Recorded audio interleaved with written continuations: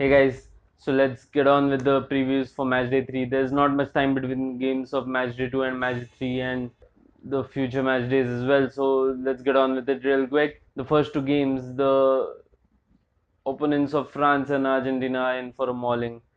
Both the teams are gonna look to make the mark on the World Cup, especially after what Spain and Portugal did. And since their opponents are not expected to win in any sort of way, they're just gonna try to help themselves from a drubbing. Nothing more they can do, right? France is against Australia. Australia are a team who generally a team which are scared of not qualifying from Oceania, so they came to Asia, man. A team which doesn't get the top automatic qualification even from a place like Asia, and they're not that bad a team. They are a good okay team, uh, but they have no chance against France. It's just about how many score, how many Griezmann wants to score, how many Mbappe wants to score, how many Pogba wants to score. The Australian goalkeeper Matt Ryan, he's a goalkeeper I like from Premier League. He's a pretty good goalkeeper and he's gonna have his job cut out. France are gonna play the expansive brand of football. They're gonna try and position themselves to be the number one team in the group in the first match itself, similar to the game of Russia, where they announced themselves that we are going to try and be the first team in our group, the first ranked team in our group. So that's what France are going to try to do. They're going to try to score as many goals as they can, and their game is a fast-paced game where they move the ball from side to side. They don't hold possession of the ball and do nothing with it. They always try to do something creative with it. If Pogba plays, if Tolisso plays, whoever plays, most likely it will be Pogba. But whoever plays, they're gonna try and create something with the ball. They're gonna throw in the runners. Whoever plays, maybe if Giroud is fit, he'll play alongside um, Griezmann, and then it'll be Kylian Mbappe and Ousmane Dembele with Pogba and Kante in the midfield.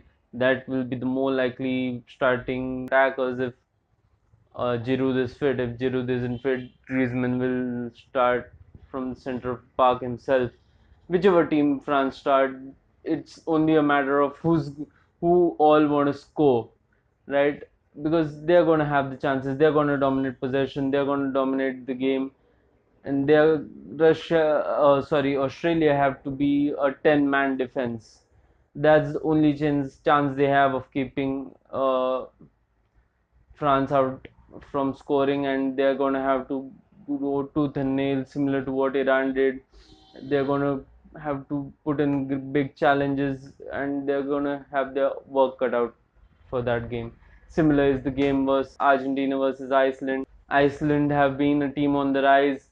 They are the favorite underdogs of mine. But given if Messi saw Cristiano Ronaldo do what he did last night, he's gonna want to do the same thing. He doesn't want to put his foot off the pedal. He wants Argentina to make a mark. Of course, he wants Argentina to make a mark. He wants Argentina to win the World Cup. He wants to be the greatest player of all time. His recent ad proves that with a bunch of goats.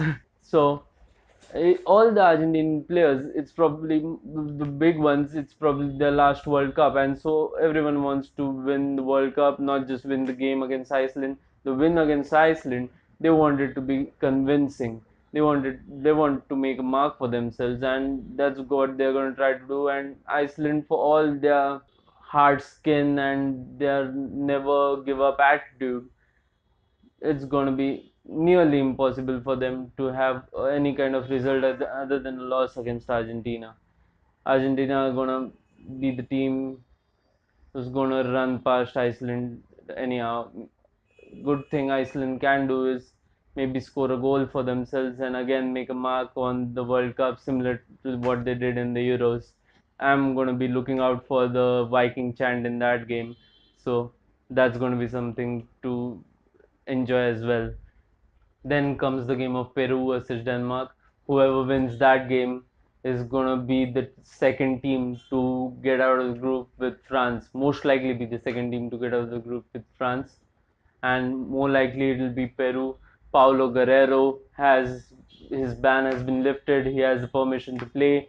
He's it's probably his last World Cup as well, and he's gonna want to make a mark. Denmark, for all their efforts, they're a pretty good team, but who even if they get draw against Peru, I think they'll be pretty happy. I don't think they're going to be as invested in winning the game and creating chances and scoring football as Peru are going to be. Peru are going to be the ones trying to create, trying to keep the crowd entertained and be the aggressors in the game.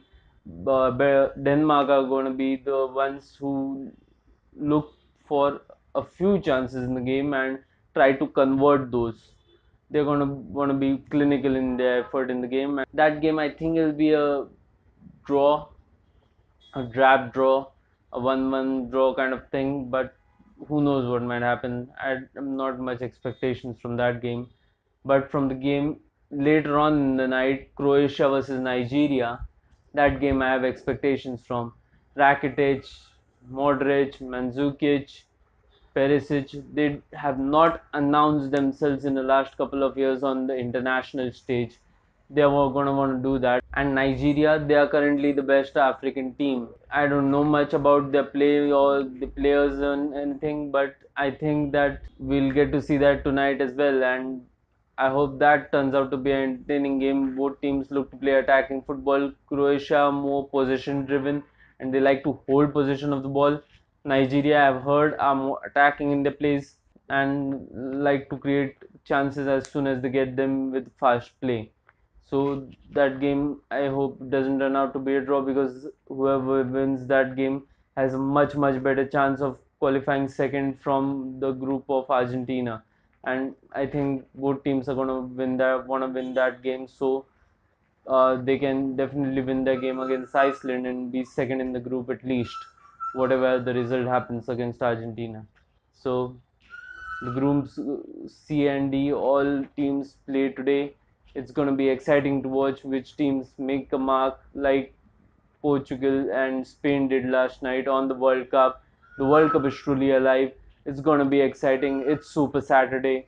And let's tune into whichever channels the game comes on and watch the game live and support our teams. I'm going to be supporting Argentina definitely. Even France is going to be an exciting game.